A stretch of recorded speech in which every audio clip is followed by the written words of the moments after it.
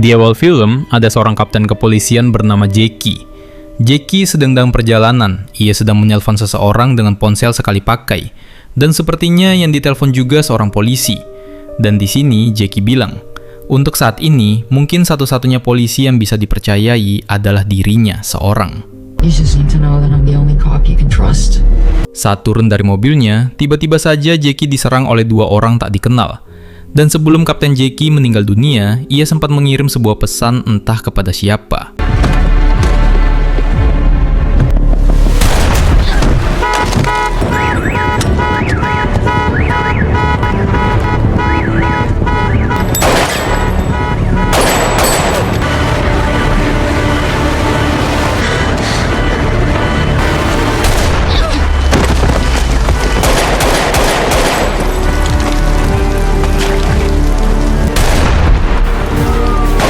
Adegan film dipindahkan setelah kejadian meninggalnya Jackie tadi. Di sini ada seorang perwira bawah kepolisian di divisi TNT berpangkat letnan yang bernama Dan. Di bagian ini dijelaskan, memang ada sedikit gesekan antar divisi di kepolisian, yang mana saat ini sedang kisruh tentang banyaknya oknum polisi korup di kota Miami. Dan bahkan tidak ada satupun yang dapat saling mempercayai di sini. Bahkan Dan sendiri juga termasuk orang yang dicurigai bertanggung jawab atas meninggalnya Kapten Jackie, karena banyak kabar yang berhembus jika Dan ini termasuk dalam oknum polisi korup. How'd it go in there with the feds? You spoken with our IA team and they found your alibi suit. The business falling apart. The feds, they want TNT dismantled. I'm gonna level with you now, Dan, because we're up against it. And look at us, it's turning us into cannibals for Christ. Sementara di ruangan lain, ada dua orang anggota FBI yang bernama Dale dan atasannya bernama Mayor Tom. Satu persatu, anak buah Dan mulai mereka interogasi terkait meninggalkannya Kapten Jackie. Kenapa? Karena sebelumnya Kapten Jackie adalah atasan Dan di TNT. Dan akhir-akhir ini memang kerap sekali terjadi gesekan antar divisi kepolisian di sana, baik polisi lokal, DEA, TNT, dan juga FBI. Di dalam perbincangan ini, kita akan diperkenalkan seorang anak buah Dan di TNT yang bernama Sersan JD. Di sini Dale sedikit menekan JD dan bahkan menganggap JD melindungi Dan seolah tak terima ketika Dale mengatakan jika Dan adalah oknum polisi korup. Namun emosi JD tak tertahankan ketika Dale mulai menyinggung Jackie dengan berkata, mungkin saja Jackie juga termasuk polisi korup. You want to put the cigarette out? No, I don't. You know the guy that just took your promotion. Did you hear what that guy's been through? His marriage, his kid, as much as anybody in this department. About him getting fucking promoted because Dane works for a living. Are you fucking bozos here because you think you're a cunt? Was she? You don't have a huge personal stake in this because Very careful, Dale. fuck you.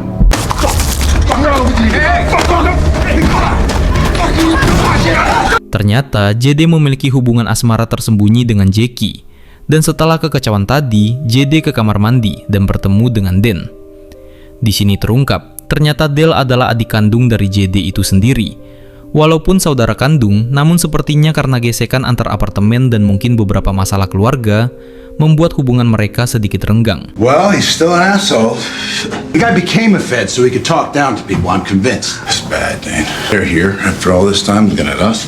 I don't think they're gonna clear it. They think Jackie's dirty, or they think we had something to do with it. I hate being a cop. That shit Jack used to say I always made fun of, like, you're the problem with the culture of the police department. Jackie believed in witches, man. Jackie believed in spirit animals. Setelah berbincang sebentar dengan Dan, JD kembali bergabung dengan rekannya yang lain di TNT bernama Lolo, Numa, dan Ro. Tidak lama mereka berbincang, datang mobil lapis baja milik DEA. Di sini Kapten DEA yang terlihat akrab dengan JD bernama Matty. Mereka hanya terlibat perbincangan ringan dan saling ledek, dan menuduh jika mereka adalah para polisi kotor dan korup. Dan tidak lama, Dan bergabung dalam obrolan itu. Using our parking lot for your fucking armada here. Maybe this is the motherfucker knocking over the stash houses. Makes me Miami's finest. Ask your fucking crooked cops.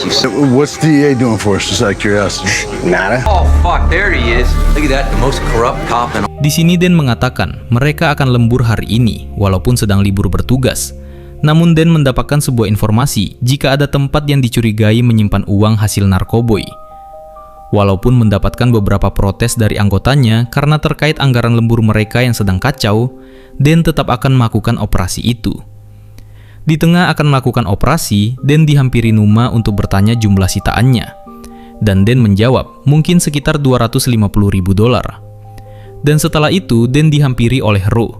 Dan sama seperti Numa, Ro bertanya jumlah sitaannya. Namun anehnya, Den menjawab sekitar $150.000. Dalam operasi ini, kita juga akan tahu jika bahkan sekelas TNT pun juga dicurigai terlibat permainan kotor. Serta para anggota TNT di sini di bawah komandonya, Den tidak mempercayai pihak kepolisian lokal. Tibalah pasukan ini di sebuah tempat yang mirip dengan Grove Street di GTA San Andreas. Setelah turun dari kendaraan mereka masing-masing, anjing pelacak yang mereka bawa langsung menuju ke satu rumah dan buang air di sana. Di sini Lolo berkata, jarang sekali anjing pelacak yang bernama Wilbur ini melakukan hal agresif seperti ini. Mungkin saja di dalam sana terdapat sangat banyak sekali uang kotor dari bisnis ilegal. Karena Wilbur sangat sensitif dengan aroma uang. Tidak lama berselang, si penghuni rumah bernama Desi keluar. Dan di sini, Den telah membawa surat penggeledahan. Namun Desi tetap kukuh kalau dia tidak memiliki barang haram di dalam rumahnya. Dan meminta Den menunjukkan surat tugas mereka. Namun Den berkata di sini, surat penggeledahan tidak harus disetujui atasan mereka. Yang terpaksalah Desi setuju dan menandatangani surat penggeledahan itu. Setelah masuk, pasukan yang dipimpin oleh Den langsung gerak cepat menuju arah yang ditunjukkan Wilbur. Dan ternyata di dalam rumah itu ada sebuah loteng. Dan sepertinya ada sesuatu di atas sana. Den dan JD pun naik ke atas sana. Mereka curiga karena loteng itu sangat bersih. Sementara di bagian rumah lainnya tampak berantakan. Dan mereka pun menemukan sebuah ruangan rahasia di atas sana. Why is this attic so clean? Well, because the rest of your house looks like a fucking landfill, and this is spot. Hey, Electrical wire.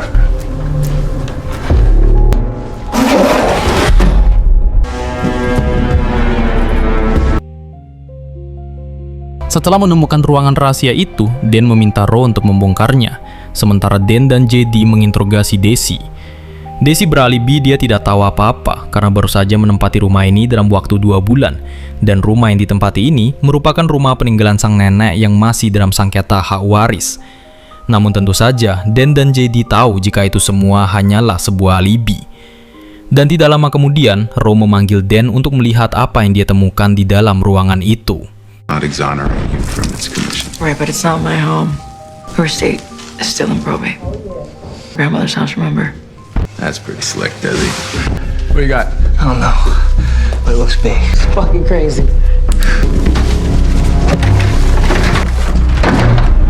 Fuck.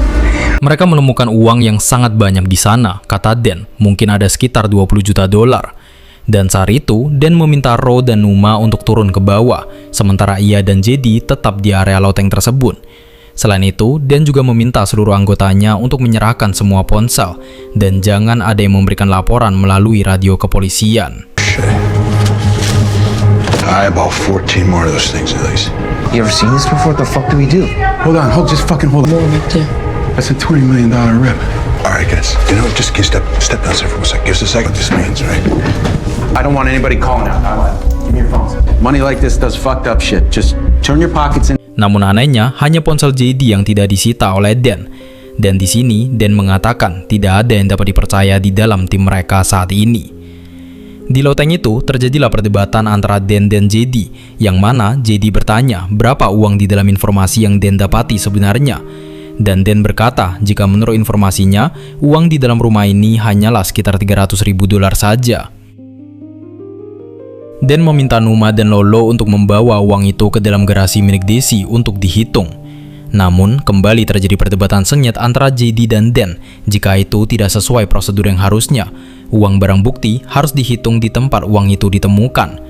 Dan juga penemuan ini sangat besar sekali, harus melapor kepada atasan mereka yang berpangkat mayor. Namun Den menolak dan mengatakan, semua harus sesuai perintahnya dan ia yang bertanggung jawab di sini. Serta Den bilang dia tidak percaya kepada mayor. A cubic ton of fucking cash. Dude, if we fuck this count up by one, we gotta fucking count the money here. All right, so we call the major. Do you want to involve him? No, I don't want to fucking involve him. We're following protocol. We can't risk it. Dude, the longer we fucking stick around here, the dicier the shit's gonna go. I already miss visiting my girls. Can I FaceTime them real fast? Quick call. I cannot give you a phone. I am solo. Please understand where we're at right now. My scene. Let me run it. Tidak lama dalam perdebatan itu, Ro mengatakan kepada Dan jika ada sebuah mobil patroli kepolisian lokal yang datang. Lalu Dan dan JD menghampiri mobil patroli itu.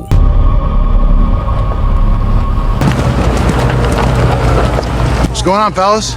Di area luar, Dan dan JD berdebat dengan dua petugas patroli kepolisian lokal itu. Kedua petugas polisi itu berkata kenapa tidak ada menghubungi mereka. Dan kembali Dan beralibi di saat itu jika hal itu dilakukan di luar wewenang wilayah mereka dan meminta kedua polisi itu segera menjauh dari lokasi TKP mereka. And what's that mean, Sergeant? Patrolman. Do you see the gold shield around my neck? I know you both outrank me, but fuck that. Dios los bendiga. Kedua polisi berpatroli itu mundur dan mematikan lampu kendaraannya. Lalu JD teringat jika sepertinya ia mengenali salah seorang dari polisi itu. Dan katanya polisi lokal di tempat kejadian perkara saat ini sangat banyak yang dipecat atau diskors karena terlibat kerjasama dengan kartel. Dan sebagiannya lagi ikut dalam korupsi berjamaah. Karena takut hal buruk terjadi, Dan memerintahkan JD untuk mengambil senjata berat serta rompi anti peluru. Dan segera bersiaga jika terjadi hal yang tak diinginkan nantinya. Sementara itu, di dalam rumah, Desi, Ro, Numa, dan Lolo mengangkut uang ke dalam garasi mobil. Di sana, mereka menemukan sebuah mobil minivan tua. Dan Ro berkata jika ada hal aneh terhadap Letnan Dan, karena Dan tidak melaporkan kepada komandan mereka, serta tidak memberikan laporan lewat radio polisi sesuai aturan yang berlaku. Namun Numa berkata, bukankah hal itu sering mereka lakukan? Tidak lama, Dan dan JD datang ke dalam garasi dan memerintahkan anak buahnya untuk segera mengambil senjata berat dan rompi anti peluru. Dan meminta maaf kepada Lolo karena tidak dapat menghubungi anaknya lewat ponsel. Lalu Dan menyuruh Ro untuk berjaga di luar dan segera memberitahu jika ada sesuatu yang janggal di luar sana.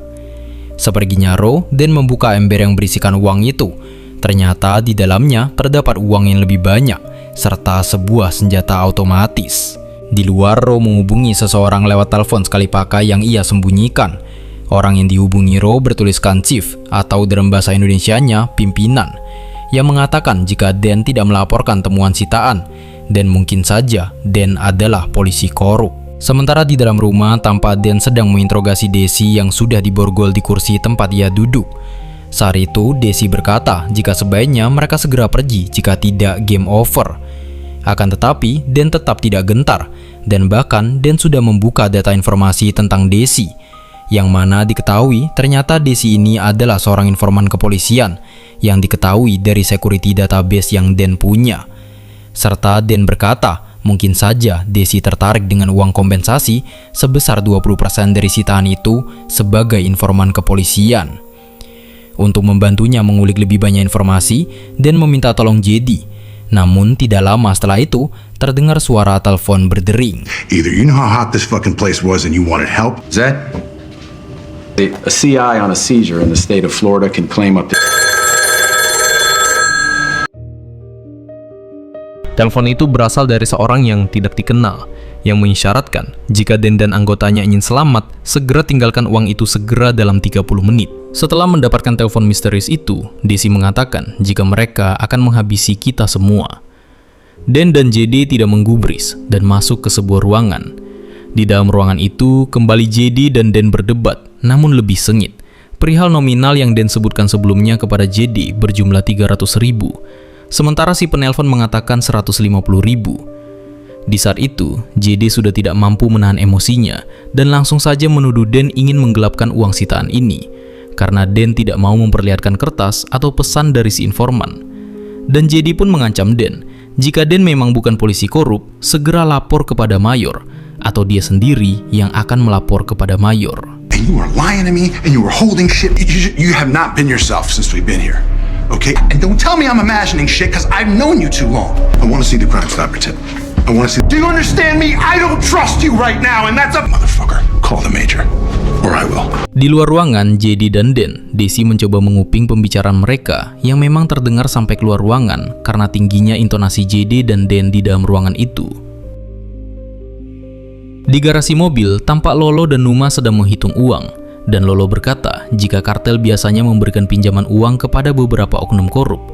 Dan saat itu, Lolo memegang segepok uang lembaran $100 dan berkata jika gajinya kurang dari segepok ini dalam setahun, jika bisa memiliki ini semua, ia ingin merubah hidupnya. Sementara itu, JD yang telah berdebat luar biasa dengan Dan keluar rumah Desi dan mencoba menghubungi Matty. Karena dalam struktur hierarki posisi Matty, yang juga seorang kapten DDA, mungkin bisa saja membantunya. Saat dihubungi, Matty sedang melakukan razia kepada para pemuda yang terlibat alkohol dan obat-obatan terlarang. JD mengatakan kepada Matty, sepertinya ada yang aneh dengan Dan. Matty meminta JD untuk tenang dan bertanya apa yang terjadi. JD berkata, Dan tidak melaporkan barang sitaan kepada komandan, apalagi barang sitaan ini sangat banyak sekali jumlahnya. Matty mencoba menganalisa yang terjadi dan bertanya apakah nilai uang sekarang setara dengan nyawa kapten kepolisian, yang secara tidak langsung Matty mengatakan jika mungkin saja Dan terlibat dengan aksi hilangnya nyawa Jackie. Matty berkata itu mungkin saja terjadi, dengan yang seharusnya JD yang dipromosikan namun malah Dan yang menjadi letnan. Serta Dan diketahui banyak hutang medis untuk biaya pengobatan anaknya yang sudah meninggal karena kanker, serta pernikahan Dan sudah hancur sejak lama. Matty mencoba untuk membantu dan meminta alamat mereka sekarang, dan akan membawa beberapa pasukan DEA untuk mengamankan TKP. Let me get to you. 10 minutes, I will text you. Di sisi lain, Dan yang gusar sembari melihat foto sang anak yang sudah tiada, menghampiri Lolo dan Numa yang sedang hitung uang. Namun ia lupa menutup pintu yang berakibat percakapan mereka terdengar oleh Desi. Yang mana di saat itu Dan berkata, ini hanya untuk mereka bertiga, mereka akan mendapatkan bagian dari mereka masing-masing. Tentu saja Desi yang mendengarnya menjadi tahu jika Dan dan kedua anggotanya ini ingin mencuri uang sitaan. Sementara di luar, Ro yang berjaga sendirian tampak gusar karena secara tiba-tiba lampu di rumah-rumah yang sebelumnya mati mendadak menyala secara serentak. Ditambah ada satu lampu di ujung jalan yang berkedip beraturan. Dan tak lama JD datang dan bertanya ada apa. Ro mencoba menjelaskan situasinya tentang lampu yang berkedip dan tiba-tiba menyala.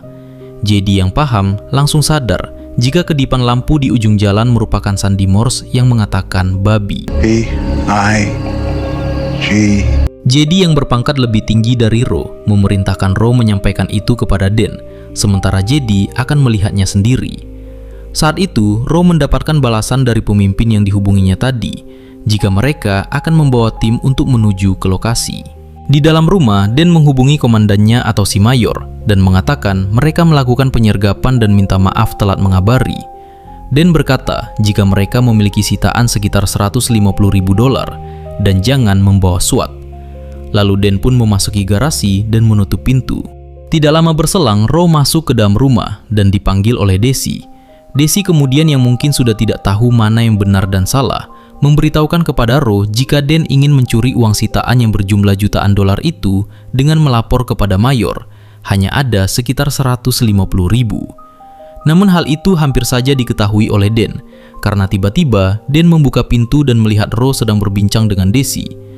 Tapi dengan sigap, Ro langsung mengalihkan Dan dengan berkata, ada sesuatu yang terjadi di luar sana dan JD sedang mengatasinya. Lalu JD dan Ro pun pergi melihat ke tempat yang diceritakan oleh Ro. Seperginya Dan, telepon kembali berdering dan diangkat oleh Numa. Pria misterius itu berkata, segera pergi dalam 10 menit atau mereka semua akan dihabisi. Di luar, Dan mulai bertanya kepada Ro apa yang ia dan Desi bicarakan. Dan Ro berbohong, mengatakan jika Desi ketakutan karena ditahan begitu lama oleh kepolisian. Namun sepertinya Dan sadar jika dia sedang dicepuin oleh Ro, dan meminta Ro untuk kembali ke dalam rumah untuk membantu Numa dan Lolo. Dan saat Ro berjalan membelakangi Dan, It's right there. It's that house. You trying to rattle me? You're not serious, LT. Why don't you head back to the house and help him finish the count?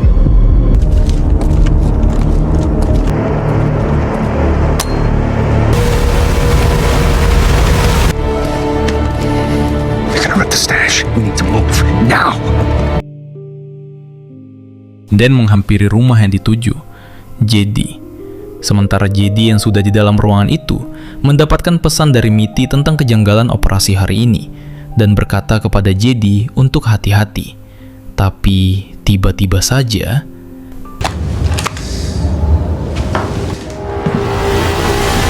Ro masuk ke dalam rumah Desi lagi dan meminta Desi untuk tenang karena dia sudah meminta bantuan. Ro mencoba masuk ke garasi tempat Numa dan Lolo menghitung uang. Namun Numa dan Lolo berkata tidak usah membantunya menghitung uang. Dan tidak berapa lama, Den datang ke dalam garasi itu. Numa berkata jika 10 menit lagi kita akan diserang. Dan itu telepon dari 5 menit yang lalu. Yang mana sekarang mereka hanya punya waktu 5 menit. Ro bertanya kepada Den di mana Jedi. Namun Den menjawab kalau mereka berpisah tadinya. Dan Ro berkata ia akan menghubungi Jedi dengan radio. Namun Den melarangnya. Dan tiba-tiba saja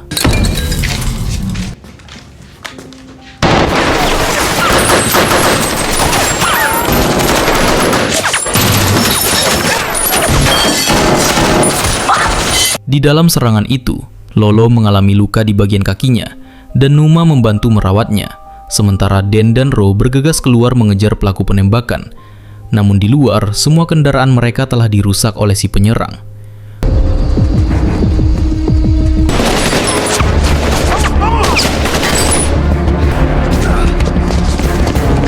Ro dan Den masih terus memburu para pelaku penyerangan mereka dengan saling membalas tembakan. Namun pada akhirnya, si penyerang berhasil lolos dengan sebuah truk pick-up.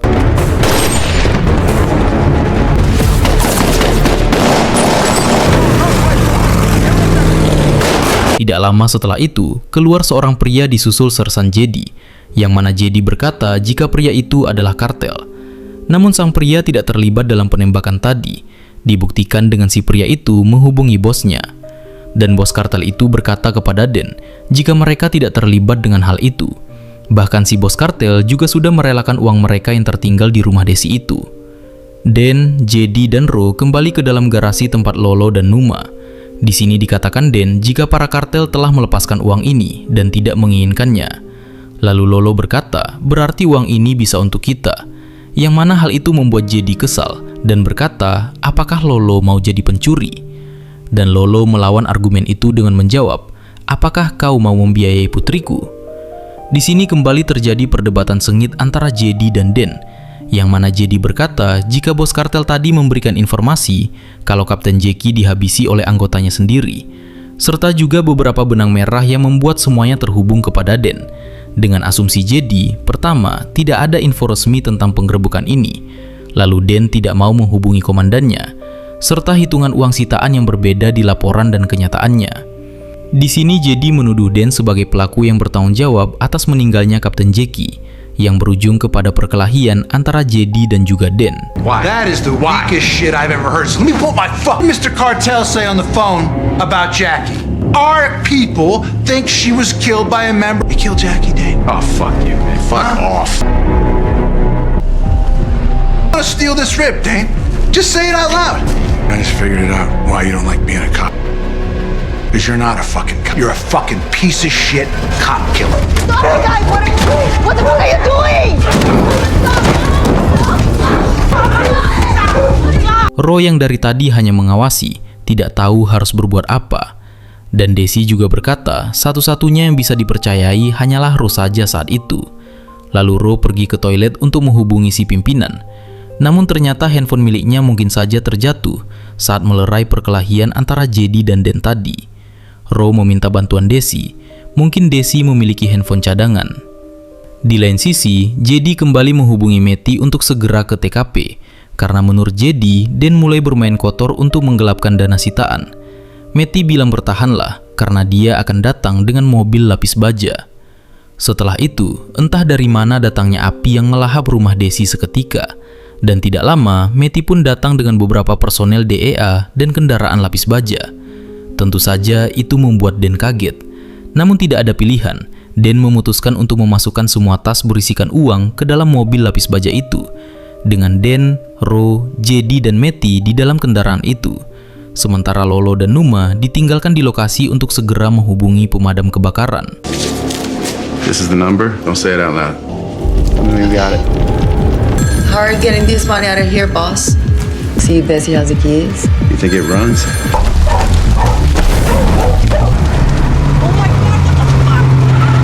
Oh my god, the house! The house is fucking burning! You stay here. I want you to stay with Desi. Wait for fire and rescue. You was gonna burn us, boss? That's it. Just gonna take the fucking money. No. You're finished. I'm fucking giving orders. You called Nick's motherfucker. Di dalam mobil lapis baja, suasana sangat tegang sekali, dan saat itu Dan mengeluarkan senjatanya, diikuti oleh JD dengan intimidasi saling mengancam satu sama lainnya. JD mengeluarkan ponselnya untuk menelpon Mayor, dan saat itu JD bilang kalau tadi Dan juga sudah memberitahu Mayor, namun Ro menjawab, benar, Dan sudah melaporkan, tapi jumlahnya hanya diberitahu 150.000 saja, dan tidak sebanyak 20 juta. Saat mendengar itu, Dan kembali bertanya kepada Ro dari mana dia tahu. Ro tidak menjawab, kemudian Dan menyudutkan Ro. Terpaksalah Ro menjawab jika dia tahu dari Desi. Dan Dan berkata jika itu sengaja dilakukan Dan. Dan hanya ingin Desi mendengar apa yang harusnya Dan rencanakan. Ternyata Dan sudah mengatur semua siasat itu untuk mencari tahu siapa polisi korup di antara anak buahnya. Dan satu-satunya orang yang diberitahu nominal 150.000 hanyalah Ro seorang, karena JD tahunya 300.000, Lolo 75, dan Numa 250.000. Semua anggotanya diberikan informasi berbeda. Di sini JD mulai mengintimidasi Ro dengan berkata, hanya Ro dan si penelpon misteriuslah yang berkata jika uang sitaan itu sebanyak 150.000. Namun Ro mengelak dan menjawab jika teleponnya sudah disita oleh Dan. Dan JD pun memperlihatkan sebuah telepon yang ia dapati tadi di ruangan saat dia dan Dan berkelahi. Said take the 150K. It was you. And whoever called the house. We're supposed to 150K. We'll just see if your face unlocks the fucking phone. Let's test it out. Kembali, Dan berkata, kebohongan itu adalah seni. Termasuk Dan juga berbohong kepada JD. Sampai saat ia memasuki rumah dengan lampu yang berkedip, tadinya di lokasi TKP. Dan di sana, Dan menjelaskan rencananya kepada JD, serta informasi yang ia dapati bukan dari informan, melainkan dari ponsel Jackie. Yang ternyata saat di awal film, Jackie memberikan alamat itu kepada Dan sebelum ia meninggal, dan orang yang ditelepon Jackie adalah Dan saat itu. You set fire to the stash house. Are you hearing this bull? The way I've been lying to you all night long. You got something you want to tell me? There never was. Jackie sent this. Put this whole thing in play on purpose. You gave me the idea. See what rides to the surface. Well, why don't you fucking tell me? I made up the Crime Stopper to get all of us to the address sheet. The only way to get everybody to believe I'd actually steal the mouse.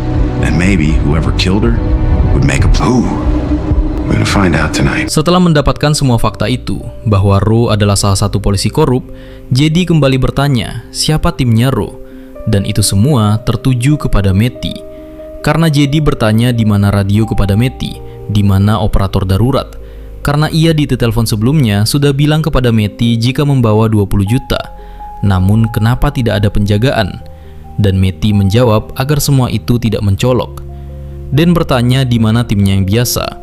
Matty beralibi dia tidak sanggup membayar lembur, serta beberapa pertanyaan lainnya tentang siapa polisi di belakang mereka yang mengawasi, yang mana Matty tidak dapat lagi mengelak saat Ro melakukan panggilan, dan terjadilah hal ini. You think I'm bent? Can I see that burner, Sarge? Redial.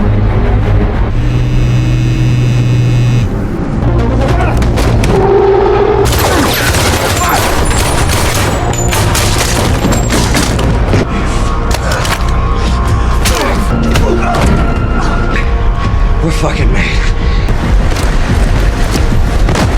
Di sini diketahui ternyata yang menghabisi Jackie adalah Matty dan Ro saat malam hari itu, karena semua aksi mereka sudah diketahui oleh Kapten Jackie. Di luar dugaan ternyata JD sudah menyiapkan untuk penangkapan ini dengan membagikan lokasinya kepada adiknya di FBI, yaitu Del, yang membuat FBI tepat datang saat di lokasi itu, dan terjadi aksi yang menegangkan ini.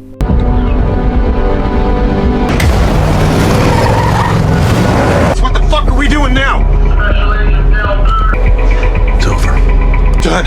It's the feds. It's the fucking feds out there. Got the heist team, Ro, thing together, joint agency, DEA and data. Writes itself, guys. We fucking look like heroes. I said you're on speaker. How do you think they can hear you? Stop! Down! Shit! No! Shit!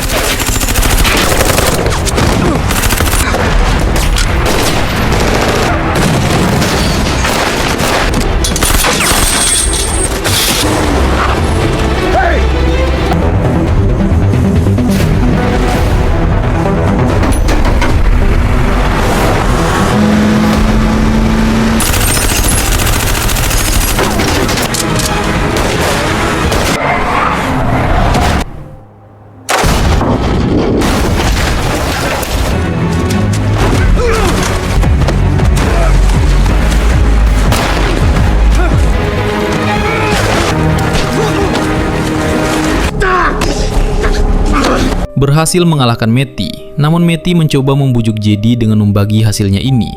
Namun saat itu, JD membuka tas itu yang membuat mata Matty terbelalak. Dan akhirnya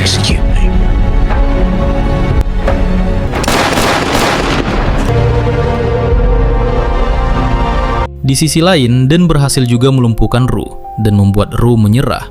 Dan akhirnya, Ru pun diborgol oleh Dan untuk segera diserahkan.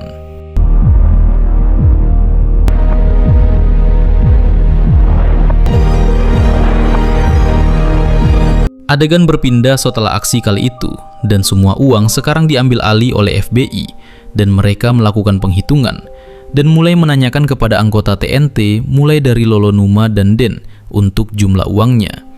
Dan terkonfirmasi uang itu sesuai dengan hitungan. Akhirnya terungkap siapa polisi korup di antara mereka yang berkhianatan, dan JD pun kembali akur dengan adiknya Del, serta Desi mendapatkan 20% uang sitaan sebagai jaminan informan. Dan di akhir film, JD dan Den duduk di pantai untuk sekedar bercerita tentang Jackie. Dan film pun selesai. Yap, segitu aja review film dari gue kali ini, gengs. Makasih banyak kalian udah mau nonton video ini sampai habis. Film kali ini berjudul The Rip, yang tayang pada tahun 2026 ini. Namun rilis resminya di akhir tahun 2025 kemarin. Rating film ini ada di angka 6,8/10 IMDb. Mohon maaf jika dalam penyampaian ini gue ada beberapa kata yang kurang jelas. Karena gue memiliki banyak kekurangan dan gue akui, gue sedikit cadel. Like jika kalian suka, subscribe jika ingin tahu alur cerita film lainnya. Dan juga jangan lupa, gue selalu menunggu kritik kalian di kolom komentar. Gue Dani, semoga ketemu kembali di review film selanjutnya di channel Katomuji ini.